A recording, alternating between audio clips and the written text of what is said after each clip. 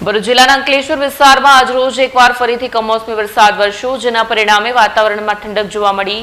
સવારથી જ વાદળછાયા વાતાવરણે પછી વરસાદી ઝાપટું પડ્યું, જે 3 દિવસ પહેલા પણ માવઠું થયું હતું, તેના ત્યાર પછી ફરીથી વરસાદ વરસ્યો છે। અંકલેશ્વર વિસ્તારમાં એકવાર ફરીથી કમોસમી વરસાદ વરસ્યો, જેના પરિણામે વાતાવરણમાં ઠંડક જોવા મળી રહી છે। સવારથી જ વાદળછાયા વાતાવરણે પછી વરસાદી ઝાપટું પડ્યું। માવઠું જે 3 દિવસ પહેલા પણ થયું હતું, ત્યાર પછી ફરીથી આવી રહ્યું છે। અંકલેશ્વર સહિત ભરૂચના ઘણા ગ્રામ્ય વિસ્તારોમાં ભારે વરસાદ નોંધાયો છે। ખાસ કરીને અંકલેશ્વરના અંડાળા, કાશિયા, અમૃતપુરા અને માંડવા ગામોમાં વરસાદ પડ્યો છે। વરસાદના કારણે ખેતી પર અસર થવાની શક્યતા ઊભી થઈ છે, કારણ કે માવઠું અને કમોસમી વરસાદના કારણે ખેડૂતોના પાકને ભારે નુકસાનની ભીતિ છે। ખેડૂતોના વિપરીત આબોહવા અને વરસાદથી પાક બગડવા માટે ચિંતાઓ વધી રહી છે।